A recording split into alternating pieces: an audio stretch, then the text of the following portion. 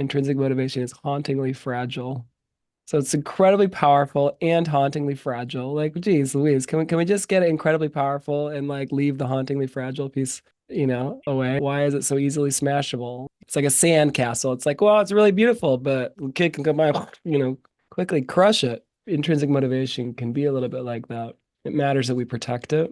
It matters that we celebrate it. It matters that we shore it up. It matters that we put guardrails or boundaries around it. It matters that we learn how to listen to it and to our own intuitions around it. A lot of this is a feeling thing. You can't like think your way into intrinsic motivation. It's not quite like that. It is an emotional thing and often an intuitive thing, meaning you don't even know quite why something's exciting to you or motivating to you. Just know that it is. Sometimes it's only like looking backward at the dots as we connect life and meaning and make sense of why we're doing what we're doing and how we're building it. And I'm working with a young person right now who's 28, and they're trying to look forward and carve their life path right now.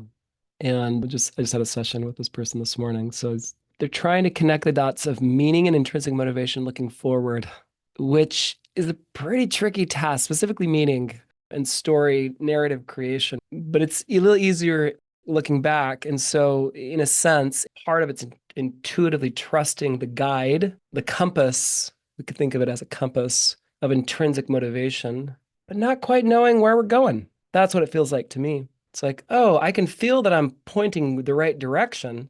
I just can't tell how this is going to end up. Don't know quite where I'm going to get to. I don't have the full map, but I have a compass. Intrinsic motivation feels a little bit like that. It is hard for people to get out of their heads about.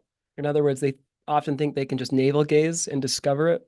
That's not really what the research shows, that you grow into it more than anything. It's not really like an archaeological dig where you sort of do some self-reflective exercise and suddenly you dig deep enough into the archives of your mind and experience and you pull out some gem or treasure and are like, ah, oh, there it is, my passion, my reason for existing on this planet. Like, that's it.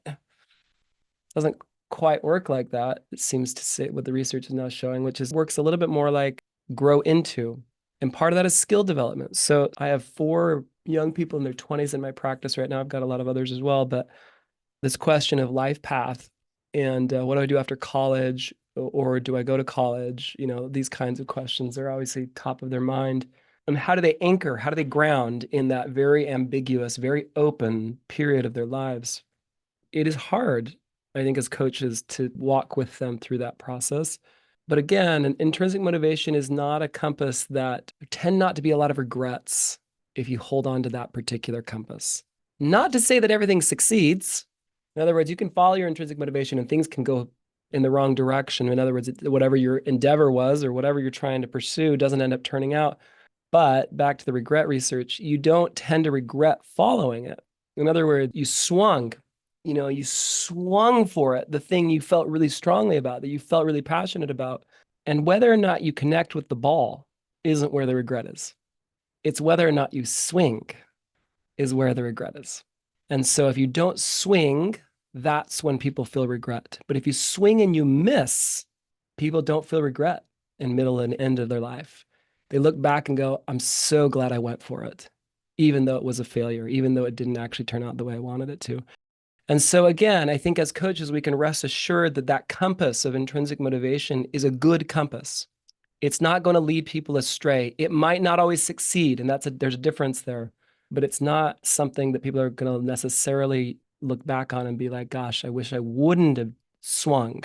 The research is very clear. We tend to regret things that we don't go for rather than things we do go for that fail. Thanks so much for checking us out. Be sure to like, subscribe, and leave a comment down below for more free brain hacks. And don't forget to check out our course, The Brain Science Advantage, in the link below. Until next time.